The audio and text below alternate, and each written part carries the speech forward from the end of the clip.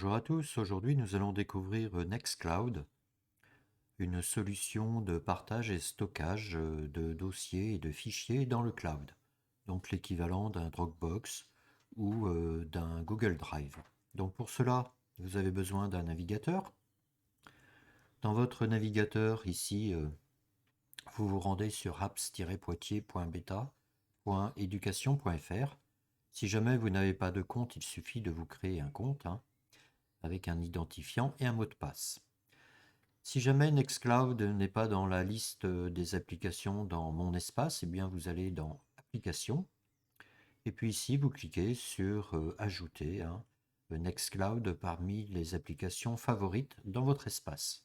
Si bien que quand vous allez cliquer dans votre espace, eh bien vous retrouverez Nextcloud qui est ici, avec l'ensemble des autres applications dédiées pour apps.education.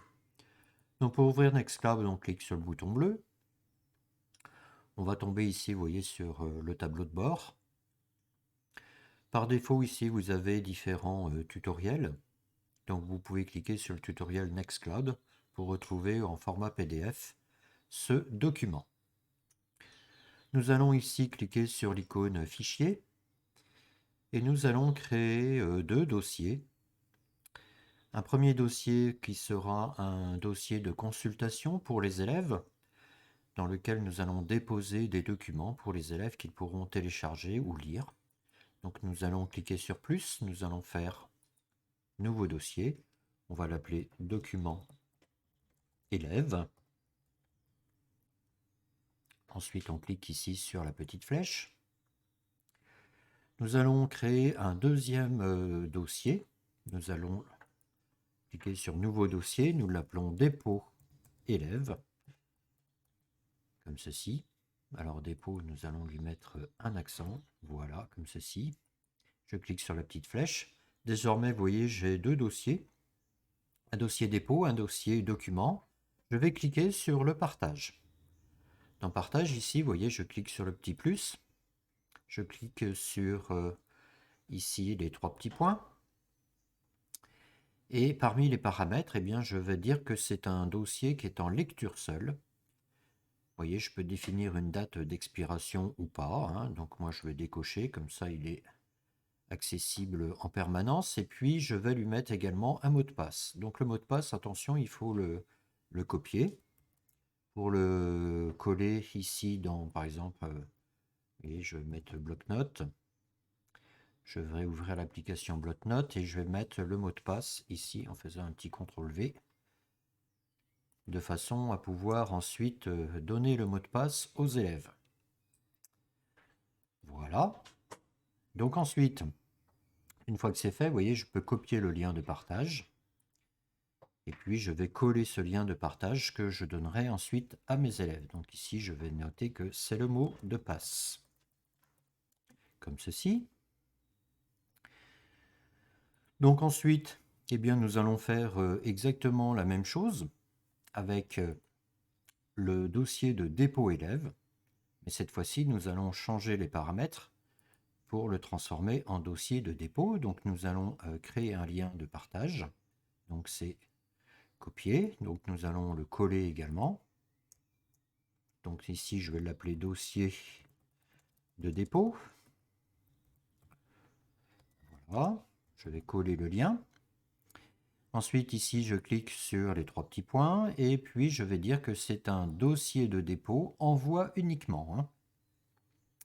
Et puis, je ne vais pas mettre de date d'expiration pour ce dossier. Voilà. Maintenant, c'est fini. Donc, vous voyez, j'ai mon dossier dans lequel je vais pouvoir déposer des documents, protégé par un mot de passe, qu'il faudra que je communique aux élèves, et le dossier de dépôt, avec simplement un lien qui permettra aux élèves de déposer des documents. Donc maintenant, je vais déposer un document dans le dossier élève. Donc ici, on peut faire un simple glisser-déposer. Donc par exemple, nous allons mettre par exemple Nextcloud, le petit tuto sur Nextcloud. Eh bien, il est ici, vous voyez, je vais le déposer. tout simplement. On attend quelques secondes.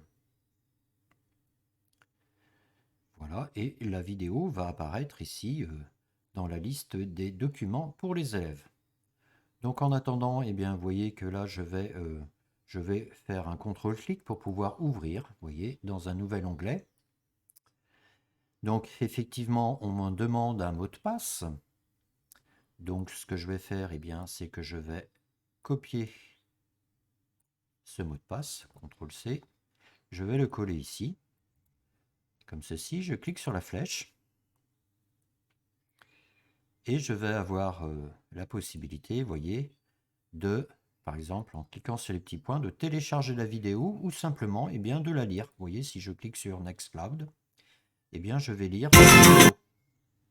Alors, je ne vais pas la relire, hein, puisque c'est la vidéo de présentation.